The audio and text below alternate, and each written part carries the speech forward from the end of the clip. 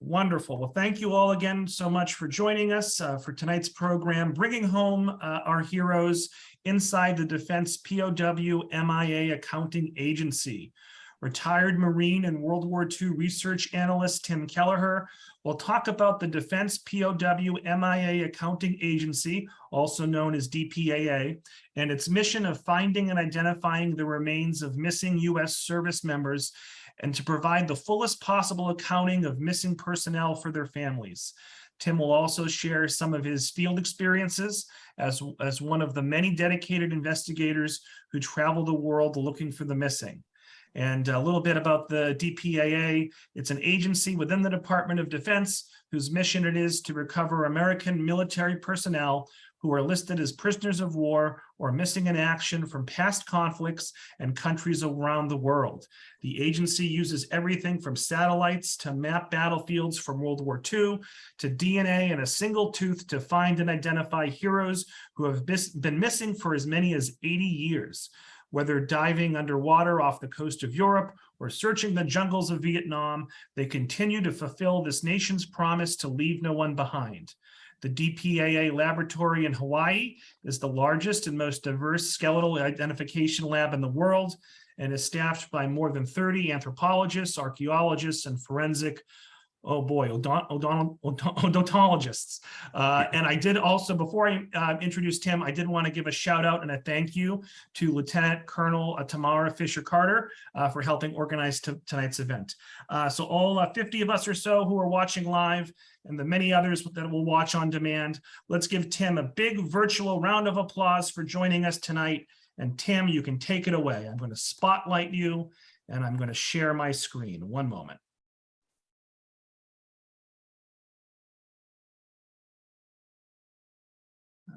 Let me make this.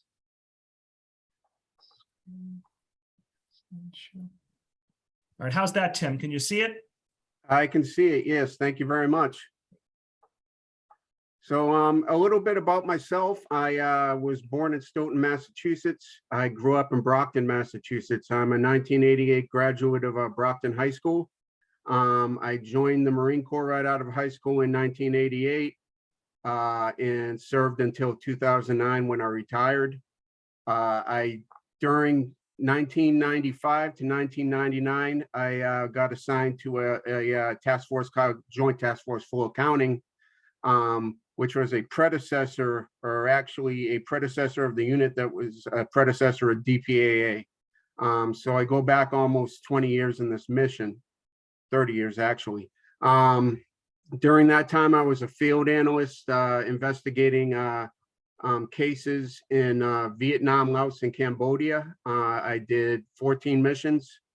And when I retired, and I served as a contractor for a couple years, and then an opening came up for a research analyst with DPAA, and I was hired. I've been with the agency for 10 years now. I have done approximately 16 missions, mostly to Burma. And I serve currently as the field research, or the research analyst and investigator for the countries of Burma and India in the CBI section. So that's a little bit about myself. I'm really happy to be here and let you guys know about our mission. DPAA is made up of approximately next slide, please.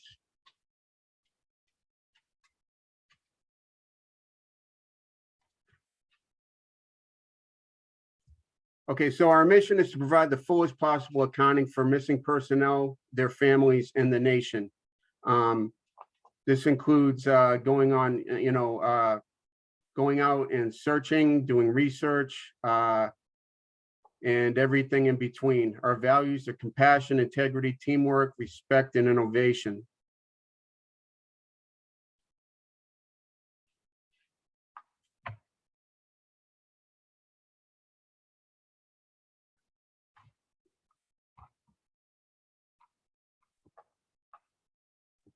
And our values are straightforward. We anchor our efforts on a strong teamwork and innovation and continue to expand and challenge the limits of what's possible scientifically while maintaining the highest standards of integrity, competence, in our laboratory and field work. We have over 700 members. This just doesn't include lab folk and investigators and researchers. It includes logistics, administrative personnel, and everyone that keeps the mission going. Everyone's got a job to do, and to keep the agency running and to get us out in the field to locate our missing heroes. Next slide, please.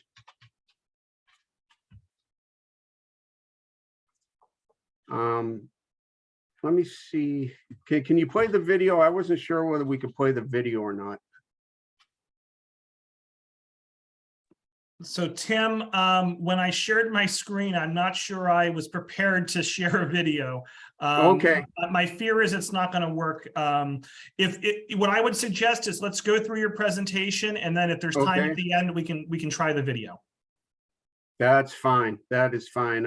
Next section, please. Our next slide.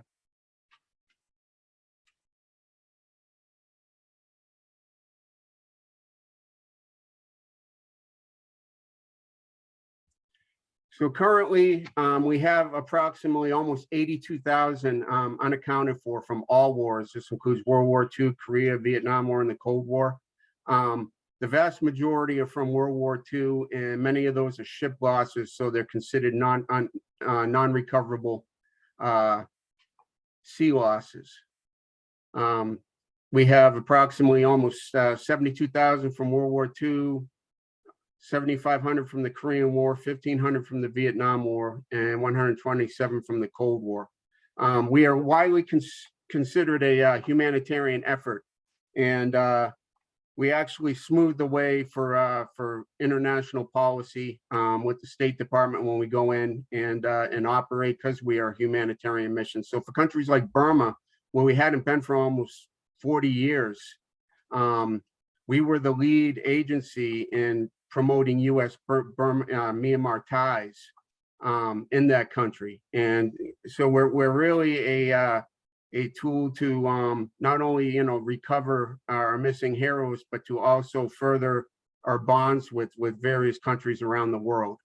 Domestically, we're highly visible, and we've received significant attention from not just families, but Congress and also veterans groups. There are a lot, there's a strong, it started out probably back in the 80s, where the National League of Families, which is made up of Vietnam veteran families, started this mission to account for personnel from the Vietnam War. And since that time, we've grown to also look for our missing from the Korean War and World War II. And family groups have sprung up for those conflicts as well. But it started out with the Vietnam War, and that is still the largest organization today. Next slide, please.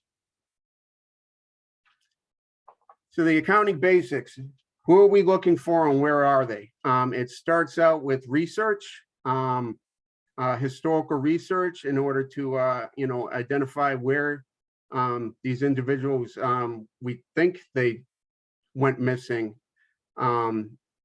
and find out basically where they were and where we can find them. Starts out with historical research, and there's a lot more to it than that. Before we go out in the field, we have to justify, because we're spending government money, basically whether a case is good or not, whether there's going to be an end state or not.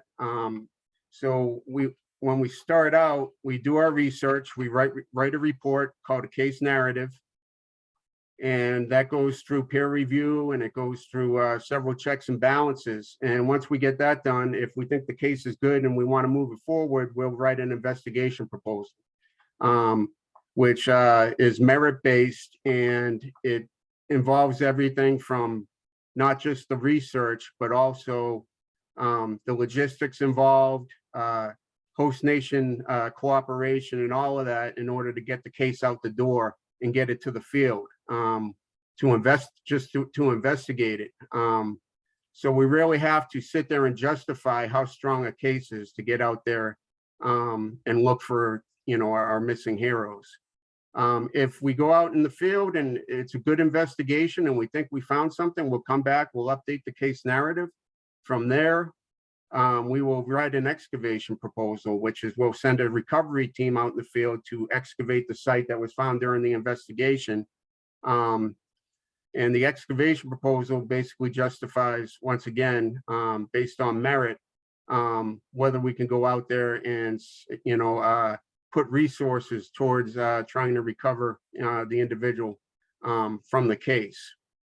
So there's a lot more that goes into it than just historical research. We really need to justify the strength of the case and whether it's worth putting our limited resources in order to recover the individual. There has to be a likelihood of recovery. Next slide.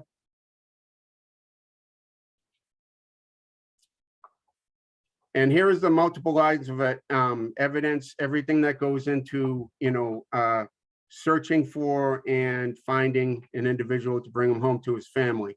There's the historical background, which I already covered. There's archaeology when we send out recovery units, and also investigation teams. We always have an archaeologist or anthropologist with us to go out when we survey a site where we think a missing individual is located. So it's not just the investigator. We go out, teams are made up of the team leader who's responsible for the health, safety, and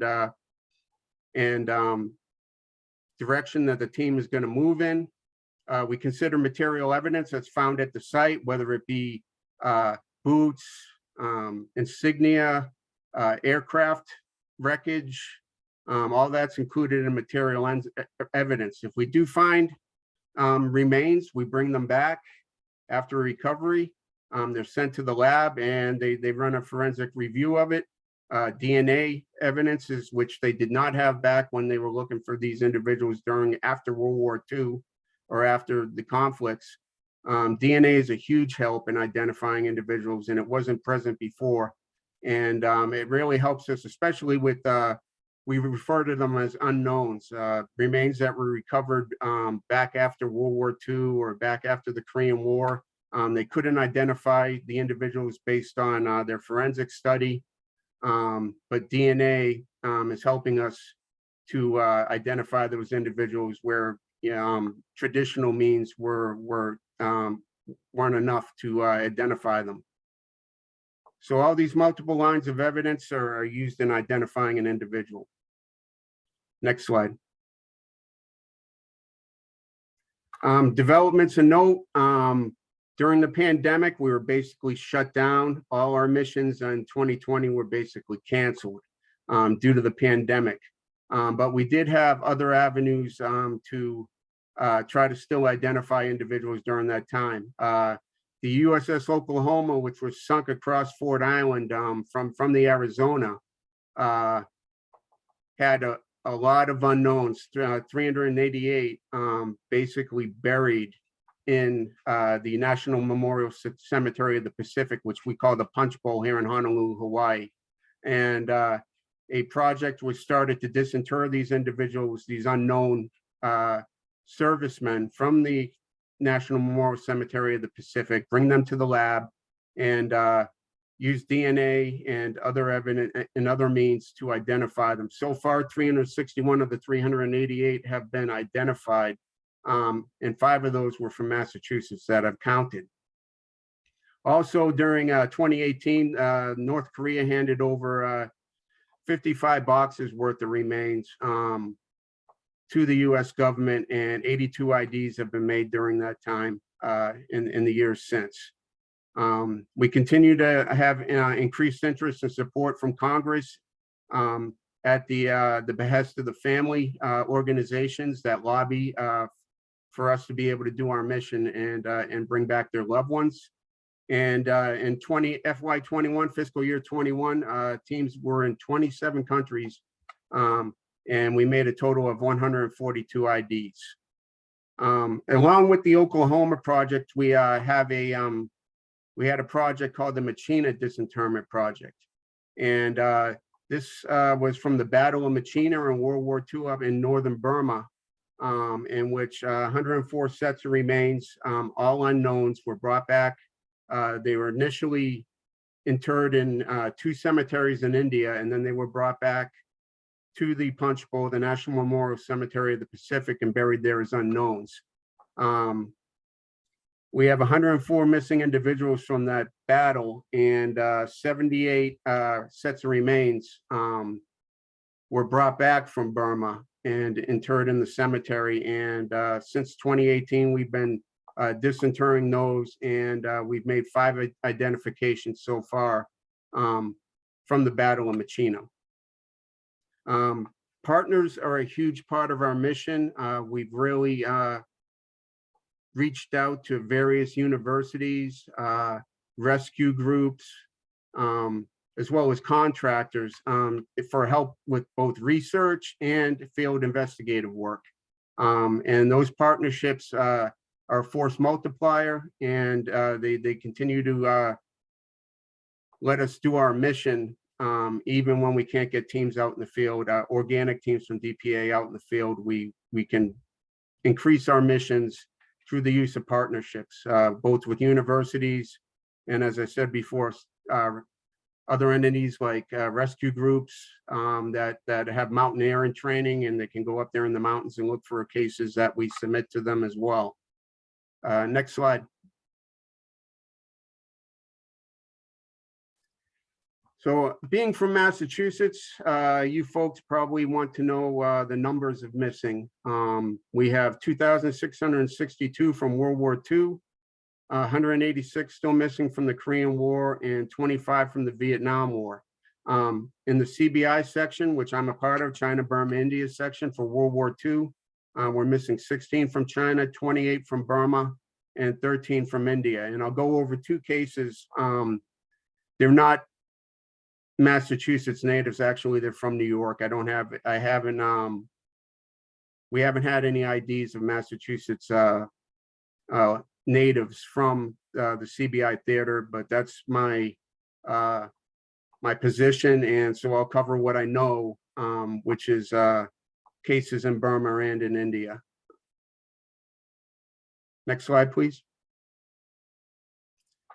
This first one is First Lieutenant John J. Heffernan. He was the navigator on a B-25 medium bomber, which you can see in the upper right, and he was killed on a bombing mission to Maniwa from India, from an air base in India on 22 February 1944.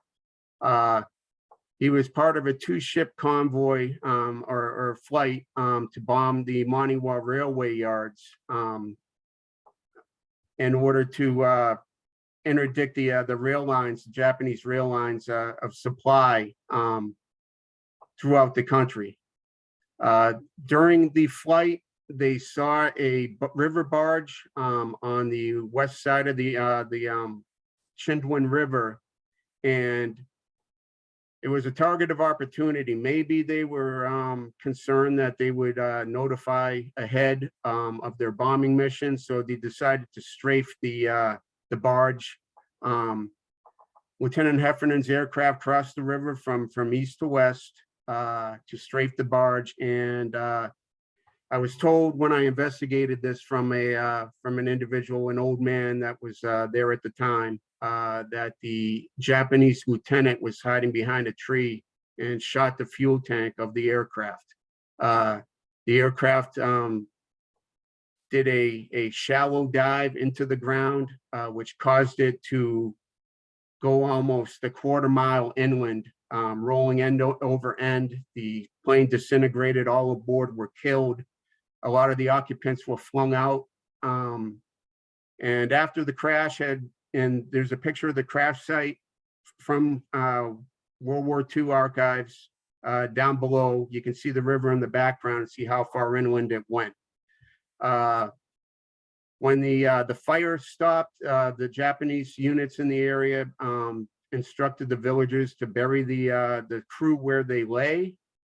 Most of them were around the wreckage, and they Afterwards, AGRS, the American Graves Registration Unit, that was the organization after the war that was charged with finding missing Americans, whether it be from the Battle of Machina, land battles, or aircraft crash sites, to find these sites and recover the remains of missing Americans to bring them home. They visited this site 3 times and were never able to locate any of the crew. The locals actually erected crosses over where they said the crew were buried, but when AGRS, the teams dug underneath those crosses, they never found anything. Another problematic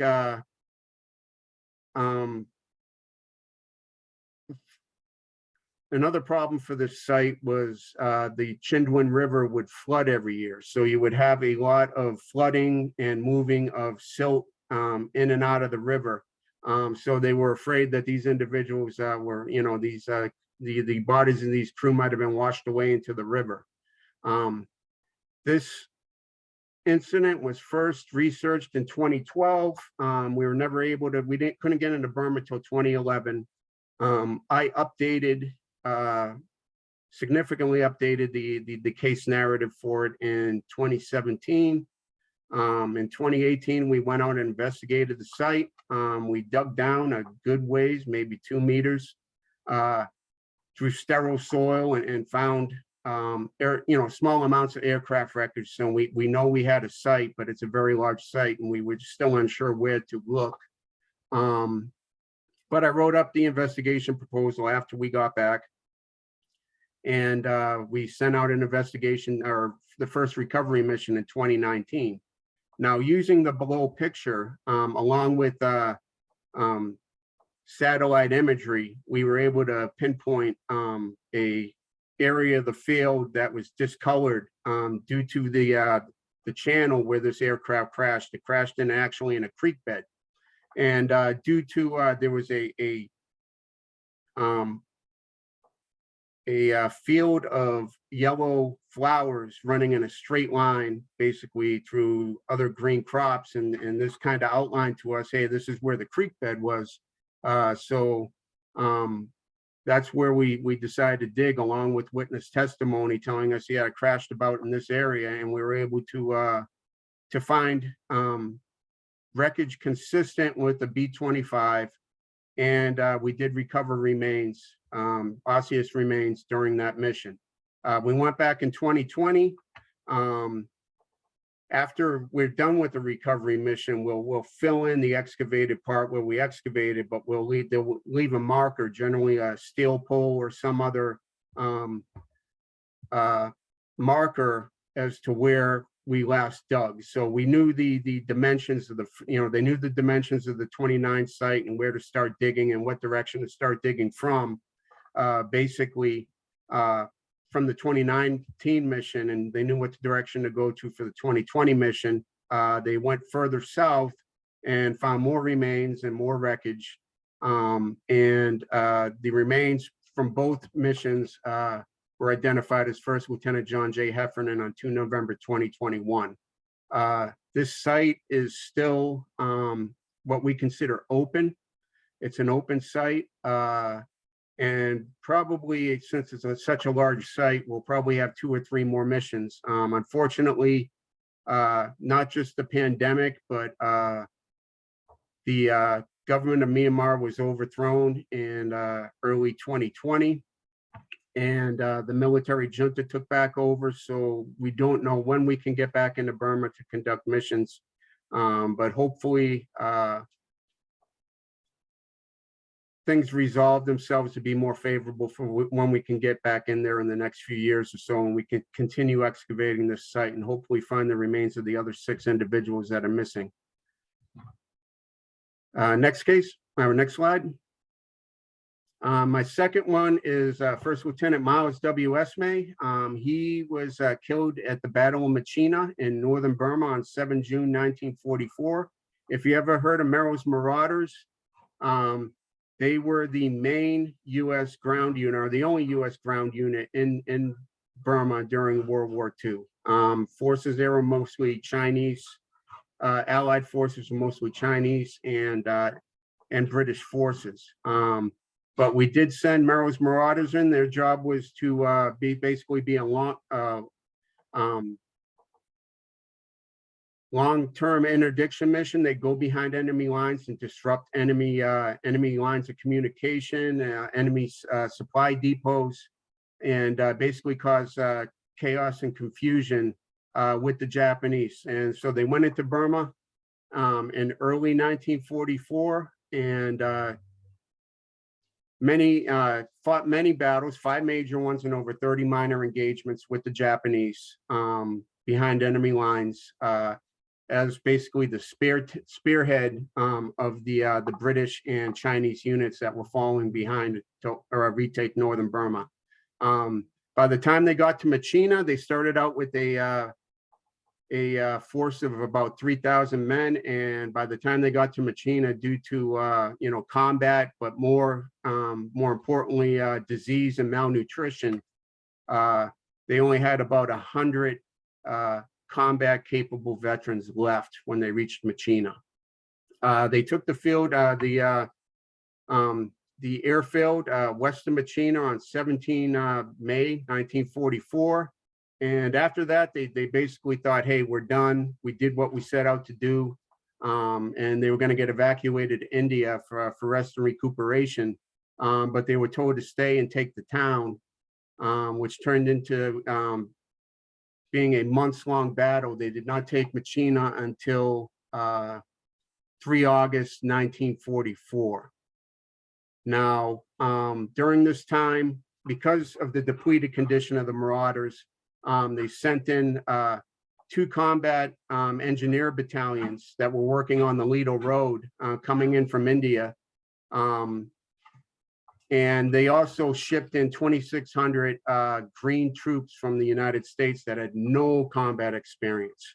Lieutenant Esme was one of these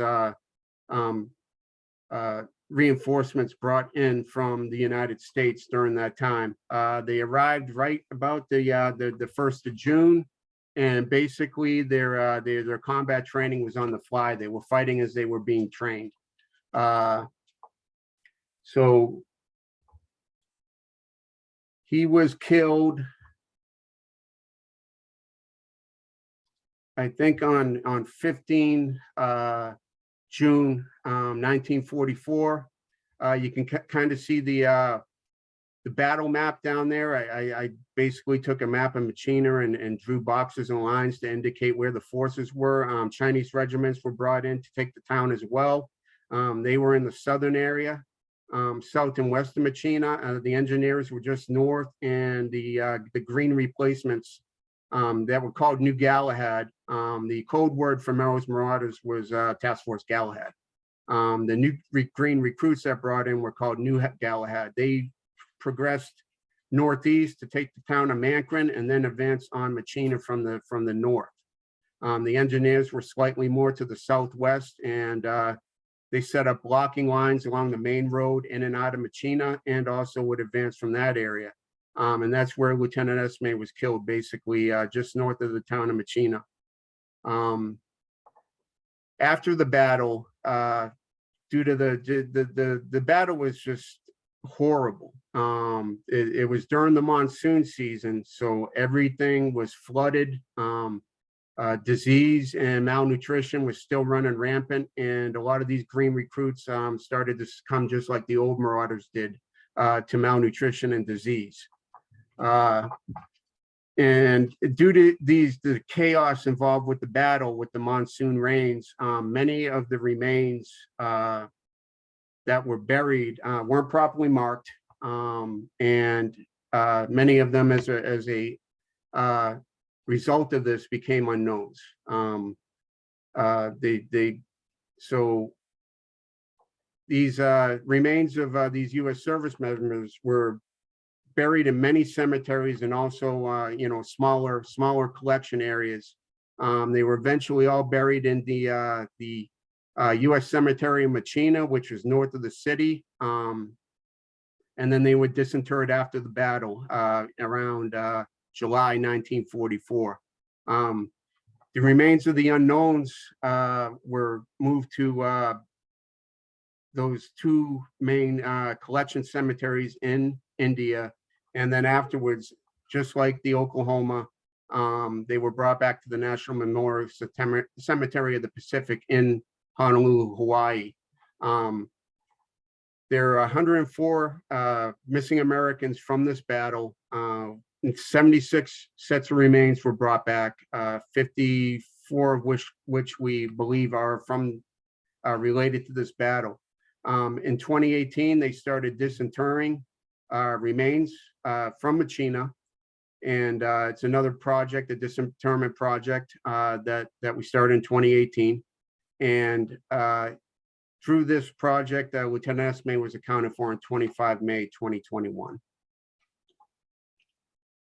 And both of these individuals, both First Lieutenant Heffernan and Lieutenant Esme, they're not Massachusetts natives. They're both New York natives. I wish I had, and I'm briefing them because they've been recently identified, and they're from the CBI theater, which is my area of expertise. I wish I had a Massachusetts serviceman story to tell you, but this is the closest thing I can come up with. They're both from New York, and they both were identified last year. Next slide, please.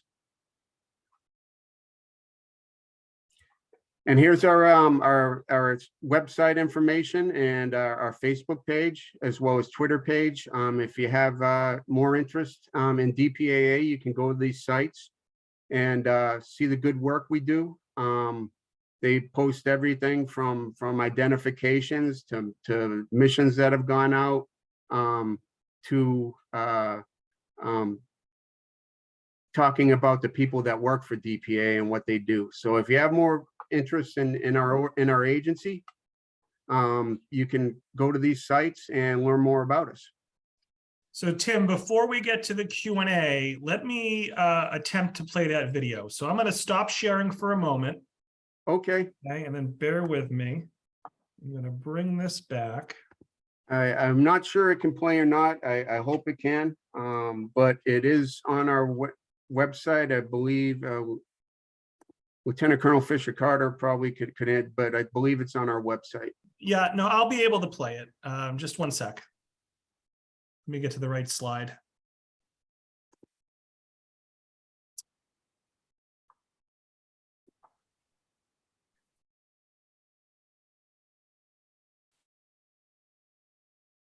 Okay. So let me. Okay. All right, let me try one more thing. Sorry, I'm a little rusty. Usually it's the presenters that are sharing their slides. So this is good practice for me. All right, it's going to work this time. All right, let me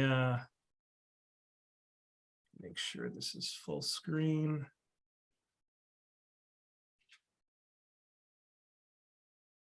All right, here we go.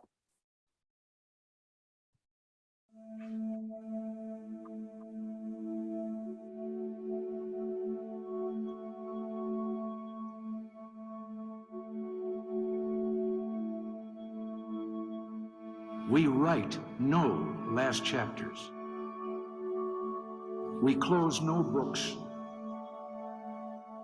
We put away no final memories. An end to America's involvement in Vietnam cannot come before we have achieved the fullest possible accounting of those missing in action. Why keep searching? The answer is simple. You never leave a fallen American behind. The mission of the Defense POW MIA Accounting Agency, or DPAA, is to provide the fullest possible accounting for our missing personnel to their families and their nation.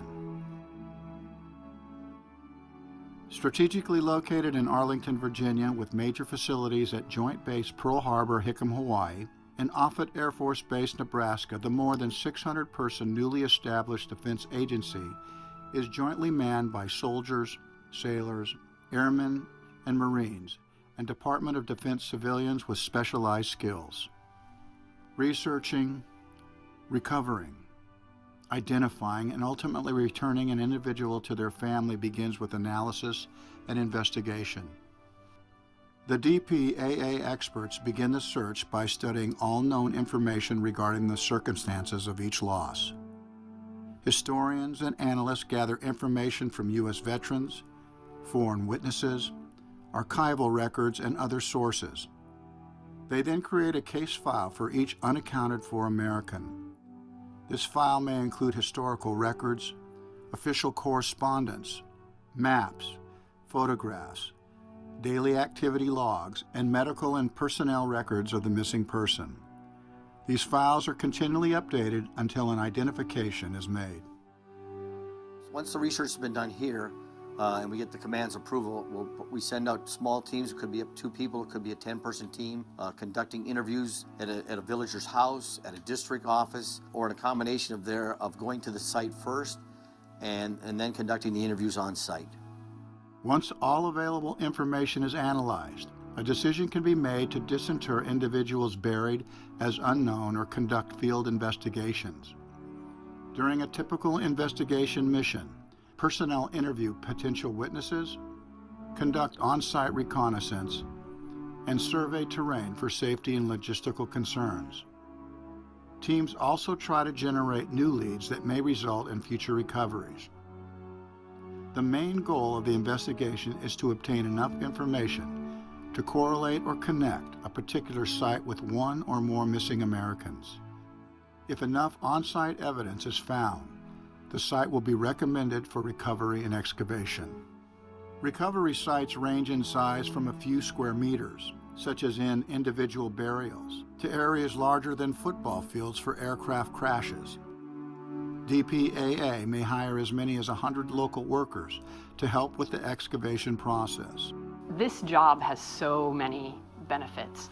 For me personally, it's an opportunity to serve the country, but also our fighting forces and kind of contribute to that as well. Professionally, it's just an incredible challenge to get to work in all the countries where we work, to travel to these amazing sites, to work with the local villagers and local officials, and just have the opportunity to give somebody some answers after decades of waiting to know what happened to their loved one, and maybe just wrestling with the grief that lack of information and lack of answers brings.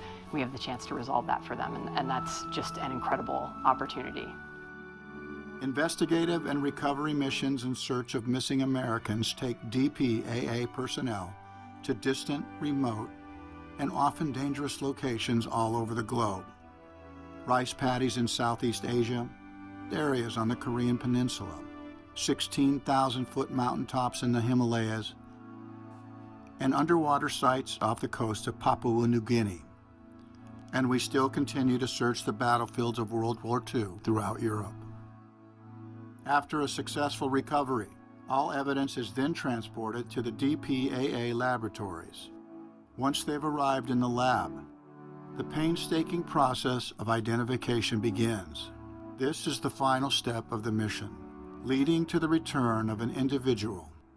In many of the cases, an important step in the identification process is DNA analysis, which is accomplished by cutting a bone sample that is sent to the Armed Forces DNA Identification Laboratory. One of the challenges DPAA faces today is the lack of reference samples from family members of those still unaccounted for. Any person who is a relative of an unaccounted for American is encouraged to contact their service casualty office to ensure there is a DNA reference sample on file for that service member. DPAA makes an identification when all available evidence, remains, artifacts, and historical documents point to the same person. The ID process can take anywhere from a few months to several years to complete. Any unresolved cases are kept open with the hope that new evidence will be found, or new technologies will be developed to make a future identification possible. Once an American has been identified, their remains are returned to their family through their respective service casualty office. They are returned home with full military honors and given the respect they earned through their service and sacrifice for their country.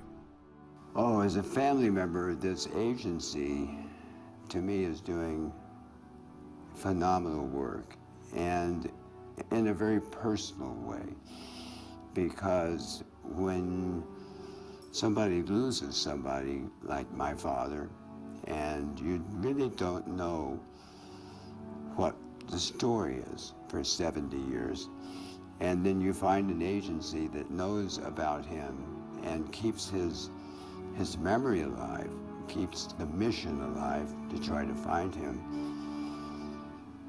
It's very meaningful in a very personal way, because it means you're not just doing this yourself alone. You have a whole body of people who are concerned about finding your dad and bringing him home.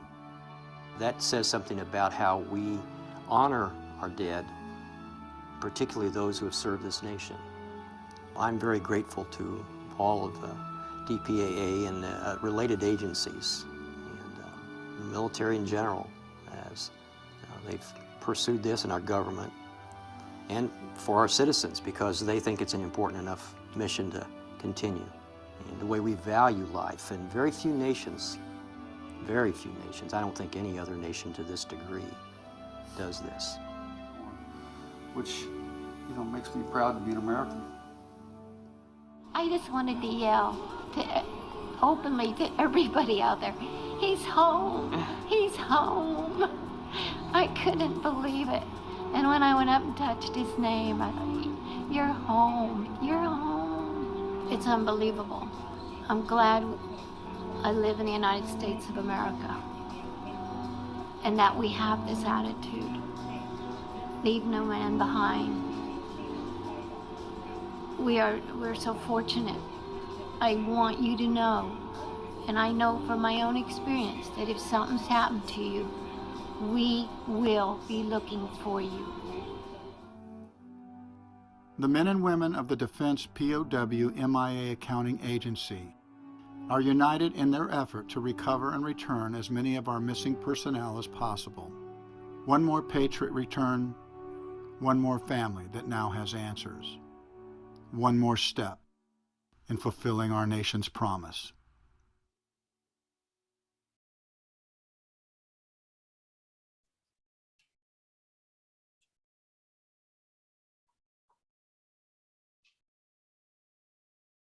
Okay, I'm glad the video played. Kevin Costner is a much more eloquent narrator than I am, and I can't describe what we do any better than what's in that video. I'm really happy that I actually had a few scenes in that video.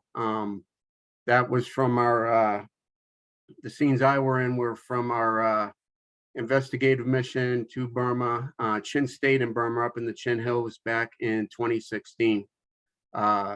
It was a really great mission.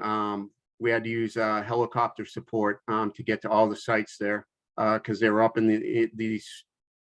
these hills are basically small mountains. They were about 7,000 feet tall. And we investigated about 5 crash sites during that mission, and didn't find any remains. And but we do have it was a good mission. We found out a lot of good information on these crash sites for future missions back in that area of Burma. But I'm here to take your questions from here on out.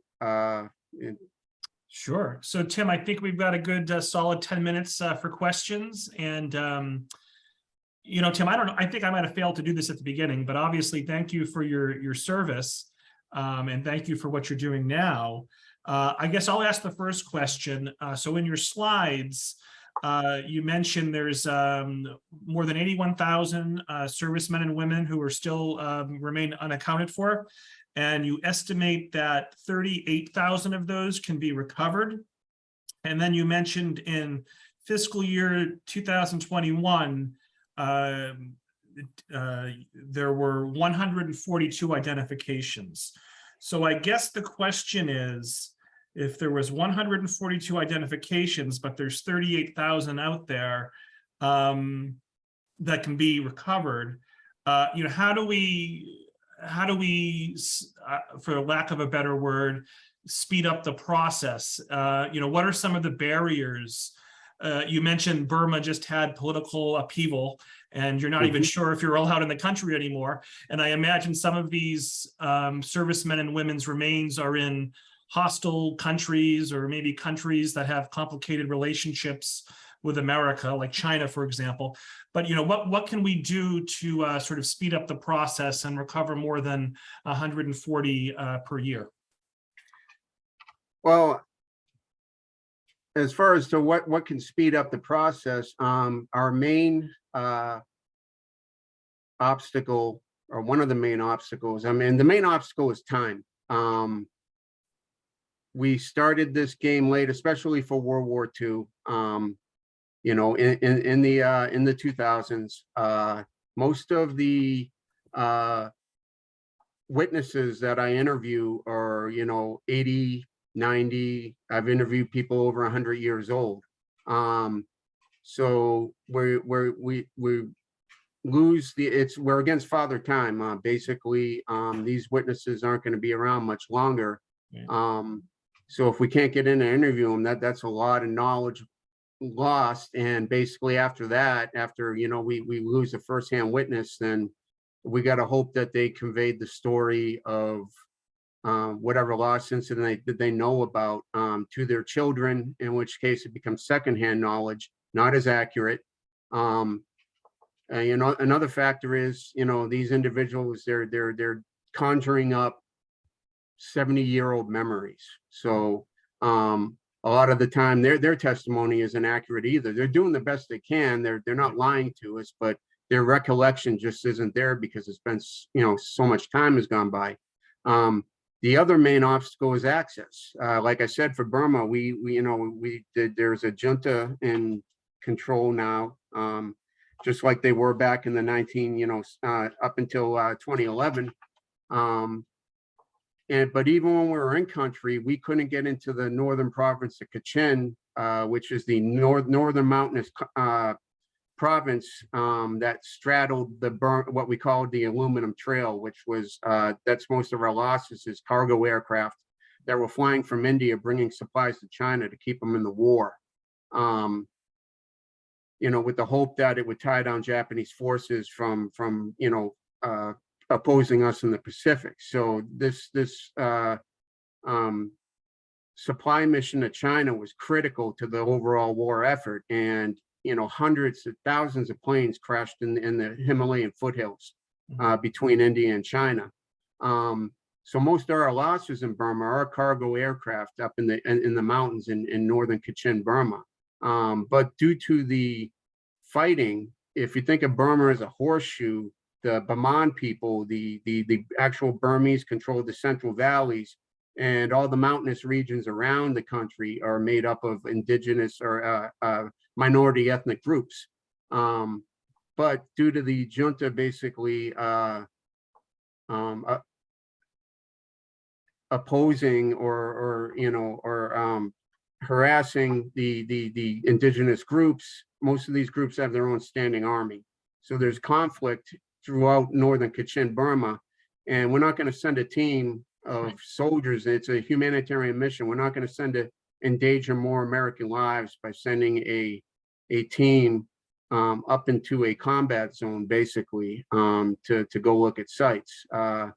We were going up there. We got access to Kachin in 2017, and I actually went up to the northern town of POW, but it was a stable area that was, friendly to the government. But I did have a large set of cases that I wanted to investigate in the Hukwang Valley area, running up from Machina to India. But unfortunately, fighting broke out right before we were about to deploy, and the Burmese government rescinded access to that area. So I was only able to go up to POW and investigate one of the 10 cases that I had on my docket that mission to investigate. So access is a huge issue too, and it's not just Burma, it's other areas, whether it be China, just due to our political situation with them. So really the State Department plays a large part in where we can go, trying to foster relations to get a team. And then when we're in there and we're cooperating with the host nation. We'll have host nation members on our team, both for security and also to ease interactions with the local populace. We're in there and we're working, coordinating with these people in country, and it's furthering our relations with that country as a result. But access and time are our biggest obstacles. What we can do to identify more people each year, just try to have better relations with the countries that we can get into. Also, manpower is a big deal. I mean, I'm the only guy for India and Burma. I mean, most countries are only one researcher deep. Wow. We only have so many teams that we can send out every year, and that's why partners and partnerships and innovations plays such a big role for us now. We partner with these universities, and that's the reason why, so we can send out more teams, and it's a force multiplier for us. So through these partnerships, and like Vietnam, we partner with the Vietnamese have an agency as well. Right. That looks for their missing from World War II. And during the pandemic, they were actually going out and investigating American cases for us. I was going to ask you about that, Tim. So one of the gentlemen in the videos and one of the women who spoke seemed to indicate that this agency was sort of uniquely American. But what I was wondering, are there any other countries that have their own version of a DPAA? The Australians have a fledgling organization. It's really small. It's only maybe a dozen people that is looking for their missing from World War II and Vietnam. And they basically concentrate on World War II cases. They concentrate usually Papua New Guinea, which is where they did most of their fighting during World War II. So I know the Australians do. As I said before, the Vietnamese government formed their own agency as well to work alongside us in country, and they send people out, representatives out with all our teams, but they also look for their own missing from that war as well. And like I said, during the pandemic, they were we actually forwarded case information to them so that they could work on some of these cases, since we couldn't get in there due to the pandemic. Right. So Tim, So, didn't mean to interrupt you. Go ahead. Oh, no. So, I mean, partnerships, with universities, with archaeological departments from universities. And like I said, there's a organization called the Rocky Mountain Rescue Group that's helping us in India, and they have mountaineering experience, and their main focus is rescue group, but they've also agreed to do a site for us as well and get up there and investigate a site in India that we just don't have the the manpower to get to in order to send our own team out. So so partnerships is mainly the main way we're looking to increase identifications and increase sites where we believe missing Americans are in order to bring them home. Let's see here. Tim, so Pat says, thank you for your service. Michelle says, great presentation, such a great mission for family closures. Corinne says, it's a very important job that you were doing for families. Rosamond says, thanks for a great program and all the work you do. Gerard says, this was very thorough and interesting. Thank you. Bob says, thank you for sharing this important information. I wish you continued success with finding our military families. Maddie says, a most interesting and informative presentation. This is a tremendous amount of work that goes into this project, and I appreciate more what you do. Thank you for all you do in this endeavor. Catherine says, thank you for this information. I've heard of DPAA, but never really understood the depth of effort and all the work that goes into it. I'm going to save Diane's question to the end. James says, thanks for your wealth and service and knowledge on this matter. An anonymous attendee says, you were doing a great job. I have a brother from Iowa missing since March 1970 in Vietnam. Hopefully his remains will be found and our family can have closure. James says, I served in Vietnam, 1st Cavalry in the Central Highlands. Have you been there? And have you searched for any of the missing helicopter crashes? Back, as I said, in the 90s, I was part of a DPAA predecessor unit called Joint Task Force Full Accounting that focused solely on the Vietnam War. I have been on a handful of missions in the central provinces. I did 2 sites, I believe, in the Oshawa Valley. I've never been to Khe Sanh. I really wish I was able to get to Khe Sanh, but I wasn't. But these 2 sites were in the local area. We had to fly in by helicopter, and that one mission I'm thinking of, we did not find the site, and we got weathered out. We had to, we got down slope from the HLZ, and weather was rolling in. We had to boogie back up the hill in order to not get weathered in, and for the safety of the team, to be able to get them out because the weather was rolling in. So unfortunately, we weren't able to reach that site, and I believe that was back in maybe 1997 or 98, that mission. But I did 10 missions to Vietnam. Anyway, I didn't do any up north, where most of our bomber losses are, when we were bombing Hanoi, but most of my work was in the central provinces, as well as down in the Delta below Saigon. So we've hit 8 o'clock. Tim, if you don't mind, I want to give you 2 more questions. Yeah, I can stay on. I can answer. I can stay on for as long as needed. I don't mind at all. Yeah, I think these are important questions. If anyone needs to drop off, no worries. You'll get the recording tomorrow morning. But let me hit you with these 2 questions. Jason says, mahalo, Tim. Thanks for the great info, and happy 247th Marine. Thank you. How does one get to where you are? How can one join DPAA, and are there any education requirements? Well, for my job, I am not a historian. Most of the historian billets and research billets, you require some, a certain number of history credits, which I had, fortunately. I got my degree in 2012, my bachelor's, immediately after getting out of the Marine Corps, within a few years getting out of the Marine Corps. And if I didn't have that, I wouldn't be working here right now. I believe I'm the only guy with a bachelor's degree in the research section. Everyone else has got masters or doctorates. I'm like the least educated guy out there. I got in mostly because of my former experience with the mission. Thank God the experience counts as well as education. So that's how I got in.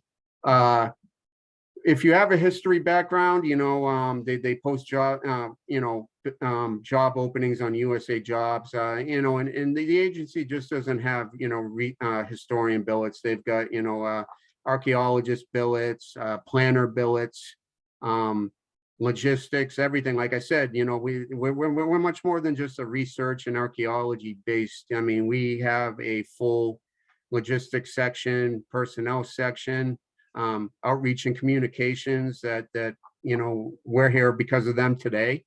They deal with the families and with other associations and that's why I'm here briefing you today.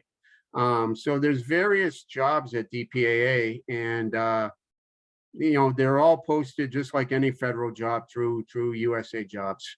Mm-hmm. And if you go into USA Jobs and you look at the job description, they'll give you the requirements for the job. Yes. Let me give you a few more questions, and then we'll get to our final. I'll give you a few more comments, and then we'll get to final question. And Jolie says, "Thank you. I enjoyed this presentation." Catherine says, "As a military spouse, please know that your work is truly appreciated, more than words can say." Sun says, "Thank you, Tim, for sharing your experiences. It was a great program. Please continue spreading DPAA's honorable mission." And that brings us to our last question from Diane, who asks, how can one of us, essentially she's asking, how can a civilian help support DPAA? What role can we play? What can we do to help you in your mission? Civilians can help us, by spreading word of our mission. Getting what we do, and our mission out there to other people, spreading the word. You can also get involved with family groups and write your congressman in support of our mission. But the biggest way is just to let other people know what we do. A lot of people don't know we exist. Sure. I remember having a conversation. It's over a friend's house, and the husband was retired Navy, and he's like, "You get paid to do that?" We do that, and I'm like, "Yes, we do." But so he's former service, and he didn't even know that we there was an agency in the U.S. government that goes out and looks to bring our fallen heroes home. So a lot of people don't know we exist, and the main way you can support us is to spread word of our mission. And let people know that we're out there doing this. It's really important to give families closure, to honor the people that gave everything for us. Right. It's a big part of who we are as Americans.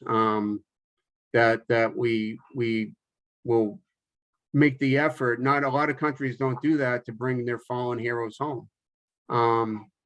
So yeah, the biggest way you can support us is to spread word of what we're doing, and the fact that there is an agency in the U.S. government that is tasked with bringing home our fallen heroes.